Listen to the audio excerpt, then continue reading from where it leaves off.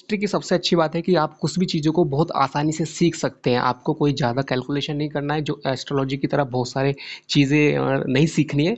बहुत ही सिंपल देखना है, ये सिंबल यहाँ पे है और इसका मीनिंग ये है, बहुत आसान है। इसलिए आप इसको मिस ना करें। आपकी एस्ट्रोलॉजी से भी ईज़ी और अच्छी और सटीक आपको रिजल्ट देगी अगर आपका अच्छा एक्सपीरियंस है पामिस्ट्री में। पामिस्ट्री के अंदर आप याद रखें कि ये पूरा ब्रह्मांड है। ये जो पाम है ये अपने आप में पूरा ब्रह्मांड है। ब्रह्मांड मतलब इसमें सारे देखिए, जो भी आपका पाम है इस पे सभी समझिए कि पर्वत हैं, माउंट्स हैं, यानी कि सभी प्लैनेट हो गए। एंड नक्षत्र क्या होता है, जो भी मार्क होते हैं, कोई भी मार्क, वो सभी नक्षत्र होते हैं। और समझिए कि जो आपकी राशियां हैं वो फिंगर्स पे मैं आपको अगले सेशन में बताऊंगा, इसका एक कैलकुलेशन होता है। ओके। तो ये अपने आप में एक पूरा ब्रह्मांड है आपके हाथ में। और इस ब्रह्मांड के अंदर आपको जैसे एक मैंने बताया था एक बार, यत्र पिंडे तत्र ब्रह्मांडे, मीन्स जो भी एक कण में है, एक कण मतलब एक छोटे से हाथ के अंदर जो चीज है वो अपने आप में एक ब्रह्मांड है, छोटा सा ब्रह्मांड है। तत्र ब्रह्मांडे, यानी कि आपका हाथ में जो चीजें घट रही हैं, लाइन चेंज हो रही हैं, ये भी मैं आपको बताता हूँ कि दो तरह की लाइन होती है। Number one is primary.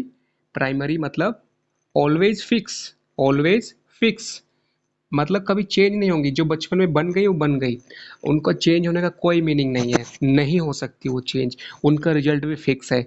दूसरी लाइन होती है सेकेंडरी लाइन, जो कि एक सर्टेन एज के बाद आती है, जो कि समझिए कि आपको जब आपकी एज अप्रोक्सीमेटली जो टीन एज होती है उसके बाद, यानी कि 12 साल की एज के बाद आपको आएंगी secondary, third, tertiary line. Tertiary means ऐसी लाइन जो बनेंगी चली जाएंगी, बनेंगी चली जाएंगी। एग्जाम्पल, आपका जो प्राइमरी लाइन है वो है लाइफ लाइन, हेड लाइन, ये जो बेसिक लाइन है। लक लाइन भी जो है सेकेंडरी होती है, ये चेंज होती रहती है। भाग्य रेखा कर्म प्रधान है ये, आपने बहुत मेहनत की, आपकी भाग्य रेखा चेंज हो जाएगी 100%। इसलिए यहाँ पर रेमेडी आती है। क्या रेमेडी आती है कि आप सुबह उठकर रोज अपने भाग्य रेखा को देखें पॉजिटिव नजरिए से। कैसे देखें, आपकी भाग्य रेखा कहीं पर भी है आप उसे इमेजिन करें, उसे सोचें, उसे विजुलाइज करें कि आपकी भाग्य रेखा बहुत अच्छे से जा रही है, उस पर कोई कट नहीं है, सब कुछ पॉजिटिव है। आप जैसा सोचेंगे वैसा होने लगेगा। यत्र बुधे मतलब आपका जो बुध मर्क्यूरी है उससे लॉजिकली आप जो सोचेंगे बार बार कॉन्शियसली, वही जो है तत्र संभवे। ये इसके पीछे एक संस्कृत में जैसे कि ब्रह्मांड वाला जो एग्जाम्पल है उसी एग्जाम्पल से ये आता है कि जो भी आप सोचते हैं डेली सुबह, आपका समझिए कोई लाइन का प्रॉब्लम है, उस लाइन को डेली विजुलाइज कीजिए, सोचिए। प्लस ये तो हो गया आपका चेतना। चेतना से आप उस चीज को रोज सुबह ब्रह्म मुहूर्त में, ब्रह्म मुहूर्त कब होता है ये, मॉर्निंग 4:30 से 5:30 के बीच में। मॉर्निंग में 4:30 से 5:30 के बीच में आपको उठ के पॉजिटिव सोचना है। जो भी आप जिंदगी में चाहते हैं वो सोचना है, उसके बारे में प्लान करना है। उसका एक प्रोसेस है। Number one is think getting up regularly. Regularly का मतलब क्या होता है कि बृहस्पति, कोई भी चीज़ आप रेगुलरली करेंगे आपका बृहस्पति अपना आप स्ट्रांग हो जाएगा। उसके बाद पॉजिटिव सोचेंगे, बृहस्पति के साथ साथ चंद्रमा। और अगर उसको शेड्यूल में लेके आएंगे एक डिसिप्लिन, तो शनि आपका स्ट्रांग हो जाएगा। अगर आप उसकी जो प्रोसेस है, मतलब आपने सोचा कुछ प्लान किया, जो प्लान करते हैं अच्छी सी प्लानिंग को, उससे बुध आपका स्ट्रांग हो जाएगा। और अगर आप उसको अंजाम दे देंगे प्लानिंग को एक्शन में, तो शनि शनि भी मजबूत होगा। और आपका जो मंगल है ये एक्शन के प्लानेट है दोनों, वो स्ट्रांग होगा। उसके बाद विल पावर, तो सारे प्लानेट आपके ब्रह्म मुहूर्त में उठने से एक्टिव हो जाते हैं। ये आपको हमेशा याद रखना है कि ब्रह्म मुहूर्त जो है वो आपकी पूरी हथेली में सबसे ज़्यादा काम का है। मतलब जितनी भी रेमेडीज हैं उनका जो टॉप रेमेडी है, टॉप रेमेडी, कितनी भी प्रॉब्लम है लाइफ की, सारी प्रॉब्लम्स का one stop solution, one stop solution. आप मॉर्निंग 4:30 टू 5:30, अगर आप किसी भी कारण से नहीं उठ पाते हैं, किसी भी कारण से नहीं उठ पाते हैं, या फिर आपका लेट सोना पड़ता है या कुछ भी रीज़न है, आप इस टाइम पे एक बार उठ जाइए एंड उसको कीजिए and then you can wait. Okay, आप उसके बाद दोबारा से रिलैक्स कर सकते हैं, सो सकते हैं, बट ये टाइम बहुत ही पावरफुल है। इसको मैं रेमेडी का नंबर वन रेमेडी बताना चाहूँगा, क्योंकि जो हमारा एनवायरनमेंट होता है, वातावरण होता है, समझिए कि आपका जो वातावरण है उसके अंदर 24 आवर्स के अंदर अगर सुबह की जो मॉर्निंग 4:30 है, वो टाइम से लेके 5:30 तक, 4:30 से 5:30, ये आपका जो टाइम है, ये सबसे ज़्यादा, इसको बोलेंगे कि ये सात्विक है, ये सबसे ज़्यादा एनर्जेटिक है, सबसे ज़्यादा इसके अंदर प्राण ऊर्जा है। तो ये एक रेमेडी है मॉर्निंग का, जिससे आपकी लाइंस भी स्ट्रांग होगी, लाइन का जो रिजल्ट मिलेगा। तो ये एक रेमेडी हमेशा याद रखना है। पाम वाला मैंने बताया, वो भी हो गया, और ये ओके। अभी आगे बढ़ते हैं। जो मैंने आपको बताया था कि आप का जो मीन्स भाग्य रेखा का, मैंने बताया कि भाग्य रेखा जो होती है वो अगर केतु से स्टार्ट है तो आपका बचपन से, अगर भाग्य रेखा केतु से स्टार्ट है यहाँ से, तो आप बचपन से ही आउटस्टैंडिंग, आउटस्टैंडिंग आपकी अ, मतलब आपका जो वो रहेगा, परफॉर्मेंस रहेगा, आपका जो लाइफ में जिम्मेदारी रहेगी। आप बचपन से बहुत एक्टिव होंगे, एनर्जेटिक होंगे, पॉजिटिव होंगे, जो एंड बाकी लोगों से आगे निकल जाएंगे अगर आपके स्टार्टिंग में यहाँ पे लाइन बना हुआ है। ये सारी चीज़ें मैं पहले बता रहा हूँ, बाद में वन बाय वन सभी लाइंस को करेंगे आगे। बट ये पॉइंट ऐसे हैं जो बहुत छोटे हैं, इजी हैं, और आपको अच्छा लगेगा। तो 20 से लेके 25 की एज में एक्टिव हो जाएगा भाग्य, अगर आपकी भाग्य रेखा बहुत पहले से है। अगर दिमाग की रेखा को क्रॉस करते हुए लाइन बनती है सिर्फ वहीं से, तो 30 to 35 और 30 to 33 इस एज में यहाँ पे, और ये है 40 42 अगर आपका भाग्य रेखा यहाँ पे नहीं है, सिर्फ हृदय रेखा पर बना है यहाँ पर, तो क्या होगा कि ये यहाँ पे पॉइंट आता है कि आपका 40 के बाद भाग्य सबसे ज़्यादा एक्टिव है। आपकी लाइन पूरी बनी हुई है, लेकिन उस लाइन के पैरेलल में कहीं पे कोई दूसरी लाइन बनी है। तो जब जब साइड में कोई दूसरी लाइन बनेगी, तब तब आपका भाग्य बूस्ट करेगा, बहुत अच्छे से उसका एक राइज करेगा, कहीं ना कहीं बहुत अच्छी चीज़ें होंगी जो आपकी लाइफ को बदल देंगी, सपोर्ट मिलेगा, कुछ ना कुछ आपकी चीज़ें अच्छी होंगी। ये भाग्य रेखा का मैंने रफली आपको बताया है, जो 100% फैक्ट बैठता है। ऐसे ही अगर आपकी जो उंगलियां हैं, ये मैं आपको उंगलियों के नाम बता देता हूँ आपको याद रखने के लिए। जो लिटिल फिंगर है, सबसे छोटी उंगली, 1 2 3 4, इन चारों के नाम आप याद रखें। वन का है मतलब जो हम बोलेंगे सबसे छोटी उंगली, इसको बोलेंगे कनिष्का, कनिष्का। नंबर 2, ये फिंगर, कनिष्का मतलब little finger. Number 2 is this sun finger. Okay, number 2 is sun finger. इसको हिंदी में क्या बोलते हैं? अनामिका। ओके, नंबर 3, ये जो फिंगर है मिडिल फिंगर, शनि की जो उंगली है, मिडिल फिंगर, बुध बुध की उंगली, लिटिल फिंगर कनिष्का, सूर्य की उंगली और अनामिका, एंड इसका नाम सन फिंगर, रिंग फिंगर भी इसको बोलते हैं, रिंग फिंगर अनामिका। तीसरी जो उंगली है शनि की है, या फिर इसको बोलेंगे मिडिल फिंगर, और ये सबसे लंबी होती है मोस्टली, मीन्स 99%, और इसको मध्यमा बोलते हैं, मध्यमा। ओके, एंड जो last that is first finger है, या फिर बोलेंगे जो मैंने नंबरिंग किया उसके हिसाब से नंबर 4 फिंगर जो है, नंबर 4 ये है गुरु की उंगली या फिर इंडेक्स फिंगर या फिर फर्स्ट फिंगर भी बोलते हैं एक्चुअली इसको। मैंने नंबरिंग उल्टा किया है just, but no problem. First finger, second, third, fourth, कोई प्रॉब्लम नहीं। मेन याद रखना है आपको कि ये फर्स्ट फिंगर बृहस्पति की है, इंडेक्स फिंगर है। इसका नाम है इंडेक्स फिंगर। इंडेक्स क्यों बोलते हैं? इशारा करने के लिए, यानी कि आप किसी की तरफ इशारा करते हैं तो फर्स्ट फिंगर को यूज करते हैं, इसलिए इसका नाम है इंडेक्स फिंगर, इशारा करने वाली। अब इनके लिए मैं आपको बताना चाहूंगा पामिस्ट्री में क्या इंपॉर्टेंट है जो आपको मालूम होना चाहिए। अगर मोस्टली क्या होता है कि जो आपने देखा होगा कि आप की जो सूर्य की उंगली है, ये अगर छोटी है, इसके पास सूर्य की है, और जो शनि की है वो सबसे ऊपर होगी। लेकिन जो फर्स्ट फिंगर है, ओके, आप अपनी फिंगर देखेंगे तो सूर्य की उंगली लंबी होनी चाहिए और गुरु की थोड़ी छोटी होनी चाहिए। ये फिंगर हमेशा सूर्य की लंबी होगी गुरु से। ये दोनों को आप देखें सिर्फ, यानी कि नंबर 4 और नंबर 2 जो लिखा है, गुरु और सूर्य की जो उंगली है, तो सूर्य की थोड़ी सी लंबी होनी चाहिए। अगर अ, मतलब नॉर्मल से ज़्यादा लंबी है, मतलब वो शनि के बराबर चली गई है सूर्य की, तो सूर्य का प्रभाव आपकी ज़िंदगी में बहुत ज़्यादा बढ़ जाएगा।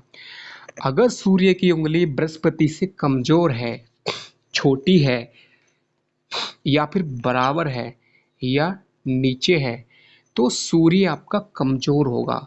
सूर्य कमजोर का मीनिंग है कि आपको जो कीर्ति है, कीर्ति मतलब जितना आप काम करते हैं उसके हिसाब से आपको फल नहीं मिलेगा, आपकी मेहनत का फल कोई और ले जाएगा।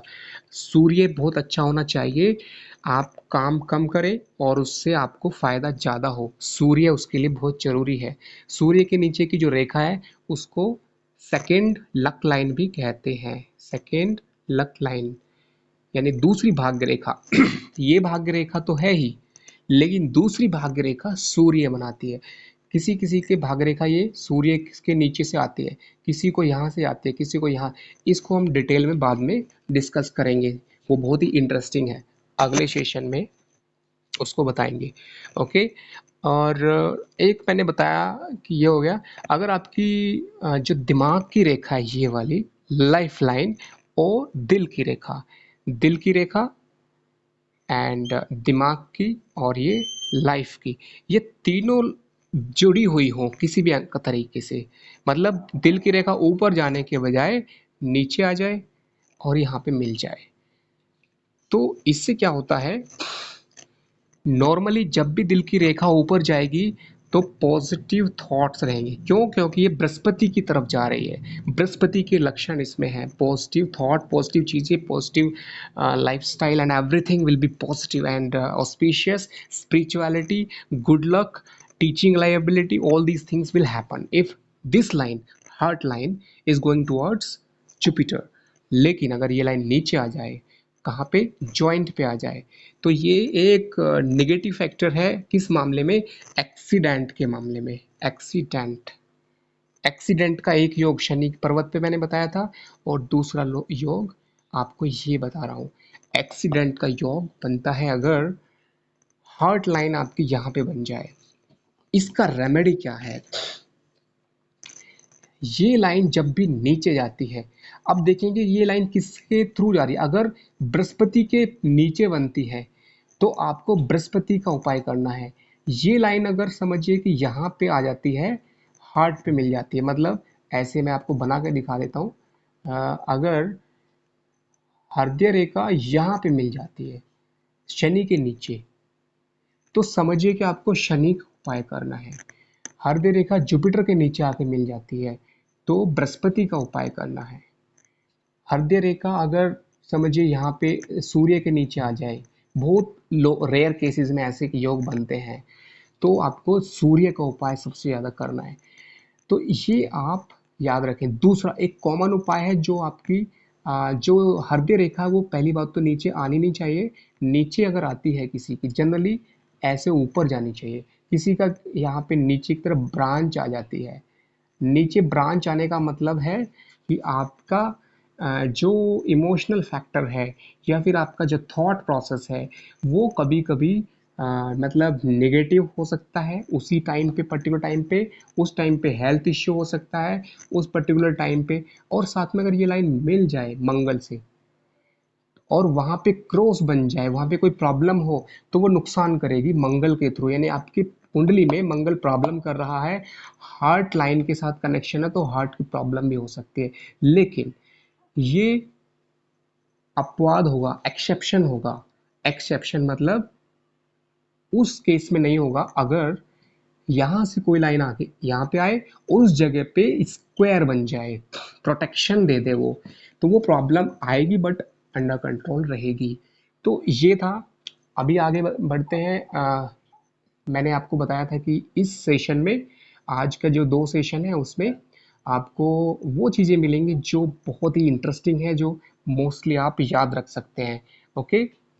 बहुत लोगों के हाथ में बहुत कम रेखाएं होती हैं, सिंपली एक ये बन गई, एक ये हो गई और एक ये आ गई। भाग्य रेखा भी नहीं रहेगी, कुछ भी नहीं रहेगा। तो जितनी कम रेखाएं होती हैं उतना ही लाइफ में जो डेवलपमेंट है या लाइफ का जो, समझिए, जो ग्राफ है वो उतना ही डाउन होगा। लाइंस होने चाहिए सभी, एंड सॉफ्ट हैंड होना चाहिए। सॉफ्ट नहीं है तो आप उसको कीजिए। ये एक रेमेडी मैंने आपको बताई थी। हमेशा पानी, हाथ को साफ रखिए, हैंकी रखिए हाथ में भीगा हुआ, हल्का सा सॉफ्ट करके रखिए हाथ को। और साथ में अपने फेस को भी आप उस हैंकी से सॉफ्ट करके रखिए। क्योंकि ये सेशन मैं सिर्फ पामिस्ट्री की बात कर रहा हूँ, बट आगे एक सेशन जो है वो फेस रीडिंग का आएगा। फेस के अंदर भी जो है सेम कुंडली आती है। ये फेस है और इस फेस के अंदर यहाँ पे फर्स्ट हाउस है, ये सेकंड हाउस, थर्ड हाउस, ऐसे करके। और इसके अंदर ये सेवेंथ हाउस है, ये आईज है, ये माउथ है। इसके अंदर आपको समझ में आएगा कि जो सेवेंथ हाउस होता है वो टीथ को दिखाता है। Okay. Drawing is not so good क्योंकि टाइम कम है, इसलिए आप याद रखें कि जो सातवां भाव है वो आपके दांतों को दिखाता है। सातवें भाव में अगर राहु, शनि या निगेटिव प्लैनेट बैठ जाए तो आपके दांत, या फिर दूसरे भाव में क्या होता है कि आपको मतलब समझिए कि बाय बर्थ प्रॉब्लम आती है। ये वाला आपके खुद के कर्म से, ये बाय बर्थ प्रॉब्लम है, ये कर्म से है। तो ये बाद में हम फेस वाले सेशन में करेंगे, तो इतना याद रखें। और ये लाइंस का हो गया।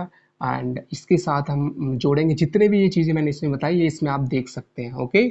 तो मुझे उम्मीद है कि ये सेशन में भी आपको काफ़ी कुछ सीखने को मिला होगा। और रेमेडीज़ की अगर बात करें तो आप हमेशा हाथ को सॉफ्ट रखें। दूसरा है, लाइंस को देखें सुबह ब्रह्म मुहूर्त में। एंड उसका जो मंत्र है, मंत्र हमेशा याद रखें। कराग्रे वस्ते लक्ष्मी, कर मध्ये सरस्वती, कर मूले तु गोविंदम, प्रभाते कर दर्शनम। यहाँ पे कर का मतलब हाथ से है, दर्शनम। ये जो रेमेडी है ये संस्कृत मंत्र से आती है। कराग्रे मतलब हाथ के अगले भाग में लक्ष्मी का प्रभाव है। कर मध्य सरस्वती, बीच में सरस्वती है, मस्तिष्क रेखा से संबंध है उसका। कर मूले तो गोविंदम, यहाँ पे केतु जो है वो आध्यात्म का प्रतीक है, तो वो गोविंद के लिए है, श्री कृष्ण भगवान के लिए। तो कुल मिला के आपको याद रखना है कि सुबह ब्रह्म मुहूर्त में ये रेमेडी करना है। एंड बाकी जो लाइंस है जैसा वो आपको देखने के लिए मैंने बताया है, हाथ को सॉफ्ट रखना है। खाने का मैंने एक बताया था, आपका जो भी प्लानट वीक है उसी प्लानट का आप रेमेडी करें। हर चीज़ में रेमेडी होता है। रेमेडी ऑफ फूड, हर एक प्लानट का मैंने रेमेडी बताया था, food remedy. And remedy of colour, colour wise होता है। अगर आपका कोई प्लानट बहुत ही कमज़ोर है, नेगेटिव है, तो उसका कलर कभी ना पहने। कोई प्लानट कमज़ोर है उसका फूड ना खाएं। ओके। एंड बाहर जो राहु होता है, लास्ट वीडियो में बताया गया था कि शनि और राहु का फूड नहीं बताया था, तो मैं बता देता हूँ कि जो राहु है उसका फूड होता है प्योरली पैकेट फूड जो फैक्ट्री में बनता है, जो दिखने में सुंदर होता है। राहु मतलब गुड पैकेजिंग, दिखने में बहुत सुंदर है, अंदर जहर है। It means Rahu is something a very much fake, very much illusion creator. तो राहु जो है आपका अगर कुंडली में खराब है, तो जब आप कोल्ड ड्रिंक पीने जाएंगे शॉप पे, तो वहाँ पे अगर 10 कोल्ड ड्रिंक की बोतल होंगी, आपका राहु अगर खराब है तो आपको कौन सी बोतल मिलेगी? जो एक्सपायरी डेट की होगी, और वही आपको नुकसान करेगी, पॉइजनस इफेक्ट देगी। तो राहु जिसका कमजोर है उसको बाहर का खाना तो बहुत ज़्यादा डेंजरस होता है, इसलिए बाहर का खाना ना खाएं। राहु एक बार कमजोर हो गया किसी का, वो सभी प्लैनेट को कर सकता है। इसलिए कलयुग में राहु का स्ट्रॉन्ग होना जरूरी है। आज के लिए इतना ही, और बाकी हम अगले सेशन में करेंगे। ओके, आज का सेशन आपको कैसा लगा कमेंट बॉक्स में ज़रूर बताएं, और क्या आप चाहते हैं, किस टॉपिक पे चाहते हैं, वो सारी